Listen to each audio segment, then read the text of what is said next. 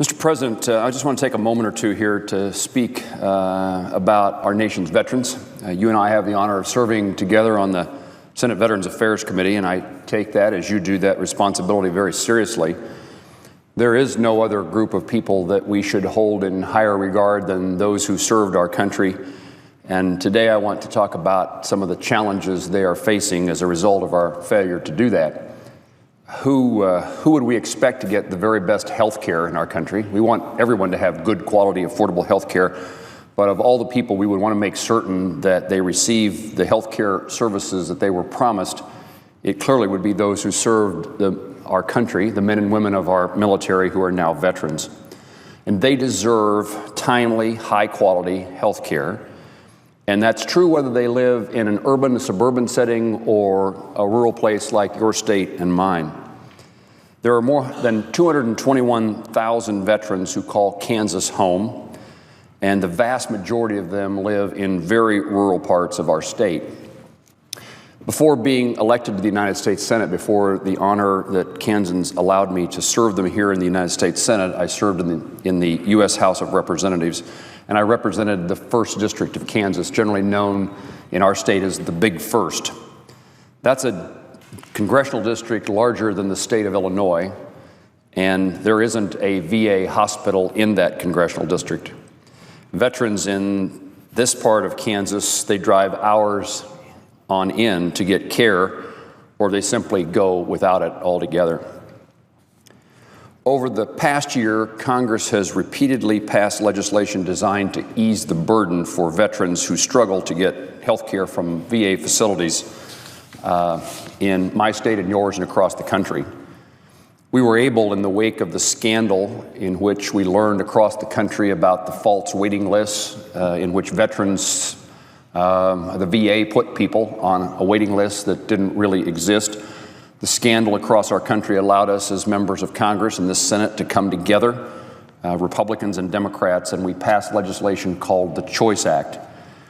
This legislation allows veterans who can't get timely service to access that with an outside of the VA provider.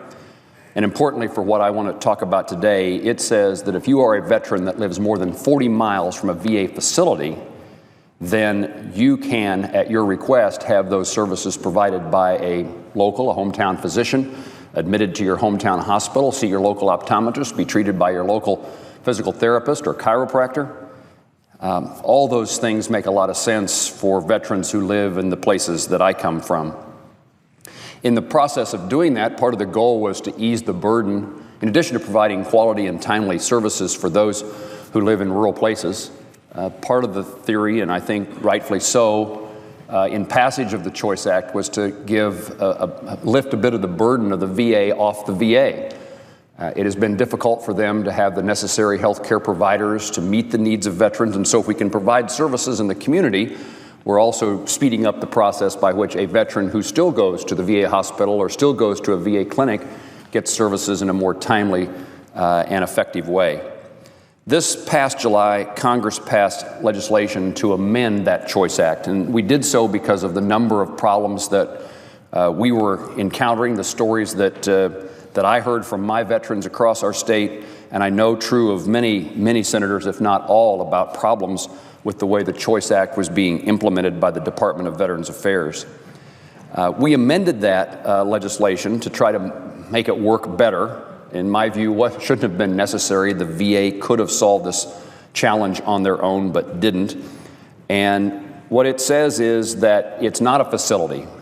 I've used this example on the Senate floor before. My hometown is a town of about 1,900 people. It is about 23 miles from a community of about 20,000 people, Hayes, where there is an outpatient clinic of the Department of Veterans Affairs. And the VA was saying that you cannot access the Choice Act if you live within 40 miles of a facility. And the problem was they were saying, even if that facility doesn't provide the service the veteran needs. So we changed, by law, changed the definition of what a VA facility is. And it said that it's not a VA facility if it's not open full-time and doesn't have a full-time physician. Pretty common sense kind of thing that we needed to apparently put into the law to get the Department of Veterans Affairs to implement and to interpret the Choice Act in a common sense way that was designed to meet the needs of veterans. Unfortunately, many of our veterans remain unaware of their options. I talk to lots of veterans, some who've given up on choice, some who don't know it's an option, some who've tried and are caught in a bureaucratic system in trying to get an answer about whether they qualify, or even if they do qualify, where can they go and how will their bill get paid.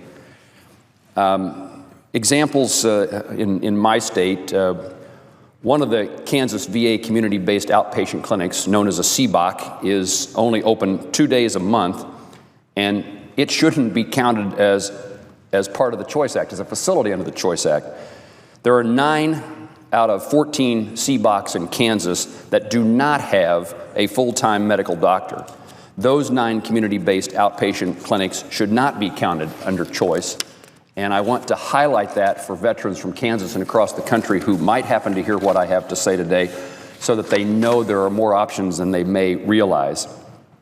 Many Kansas veterans choose to live in rural communities. It's often a choice where we choose to live, raise our families, see our grandkids, and more often than not, those communities don't have a VA hospital or a clinic to serve those veterans' needs. In town hall meeting after town hall meeting, and up and down main streets, communities in my town, the most common conversation I now have is with veterans who are expressing how the system is failing them, the frustration that they are encountering, and that they're not seeing the improvements and changes, the betterment of the care that they are entitled to. And as I said earlier, many veterans are so frustrated with the back and forth that they have with the VA and the red tape that they simply give up and either go without health care or end up trying to pay for it out of their own pocket. This is exactly what occurred to Mr. Lamone Gwynn, who is a rural Kansan. He shared his story, not to me to try to get me to solve the problem, but he wanted others to know how this program needed to change so that other veterans would benefit. And he decided after a year of dealing with the VA simply to give up on choice. I don't want to let that happen. I don't want veterans to give up on choice. I don't want the Department of Veterans Affairs to have the excuse to say choice is not a valuable program, veterans don't like it, and come back to Congress and tell us that it's no longer needed. If I was home in Kansas, I'd explain it this way. Again, my hometown, Plainville, population now 1,900, used to have rail service. And over time, the rail service diminished, it became less effective. The rates went up and fewer people used the rail service, the railroad, to haul grain in particular. And then the railroad could go to the regulators and say, hey, nobody's using the railroad. Can we just abandon it? And I worry that that kind of attitude and approach could happen with this issue if we don't make certain that our veterans see the benefit and actually receive the benefits that come from the Choice Act. I don't want to give anybody, Department of Veterans Affairs or other members of Congress, the opportunity to say, hey, the Choice Act doesn't matter, people don't like it, it's not popular, let's do something different. When the reality is it would be popular if it was working effectively in a timely way and veterans were being cared for. So Mr. Gwynn, he lives in Oberlin, a small town, a county seat town of Decatur County, almost in Nebraska. And it's one of those typical Kansas small farming communities. The closest VA facility to him is actually in Grand Island, Nebraska. And though he's a Kansas resident, he's part of the Nebraska VA network because of its proximity, his hometown's proximity to Grand Island. Well, he's eligible under the Choice program, and he needs to schedule spinal surgery with a community provider. That's what he wanted to do. So the VA referred him to HealthNet. HealthNet's that organization that manages this program for the Department of Veterans Affairs. But HealthNet then referred him to TriWest because he's a Kansas resident. TriWest covers Kansas while HealthNet covers Nebraska, and the providers were arguing over who's responsible for his care because he lives one place and his VA provider is in the adjoining state. My complaint is it shouldn't matter where he lives.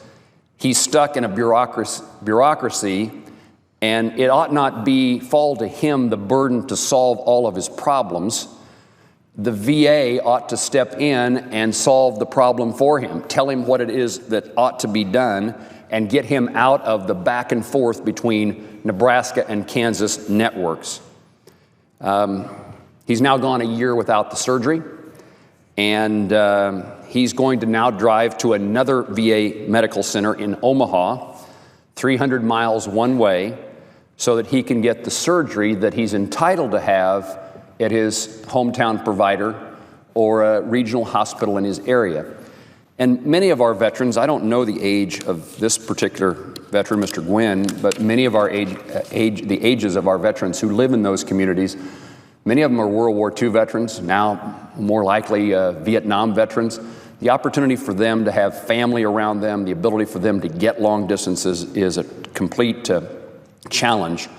And to have to go 300 miles when the law says he is a veteran, he who served our country is entitled to services at home, is a terrible mistake. And it ought to be something that can be sorted out, but every time he's attempted to do that, the burden still rests with him. We want the Department of Veterans Affairs to step in and say, we'll figure this out, we'll get it done quickly. Another veteran who reached out to my office for assistance was Mr. Francis Weirman. And Mr. Weirman is a 92-year-old veteran. He lives in La Crosse. La Crosse is a county seat town of a couple thousand folks. And because of his age, it's difficult for him to travel for his annual physical appointments. Mr. President, I ask unanimous consent to speak till I conclude my remarks.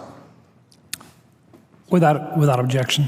Mr. President, because of his age, he needs to travel. Difficult for him to do it. What he needs is an annual physical. So Mr. Weirman has attempted to utilize the choice program, yet he was told that there was no flexibility to be seen in La Crosse, hometown doctor, hometown hospital, due to his proximity, his location next to an outpatient clinic. Mr. Weirman sacrificed for our country, and he deserves to be able to receive the care in his own community, given the burden and strain of traveling that imposes upon him, a veteran of 92 years of age. Mr. Weirman, we need to make certain that he receives the care that he is entitled to, and we need to make sure that the VA is doing what needs to be done to accomplish that. My final example today is Mr. Dabney, who suffers from post-traumatic stress. He was also told by the VA he was eligible for choice, so he set up an appointment with a community provider. And despite the okay from the VA practitioner about getting care outside the VA, the handoff got lost in the shuffle, and somehow the VA determined that it was Mr. Dabney's fault that the paperwork didn't follow him, leaving him with the bill for the services provided by that outside the VA practitioner.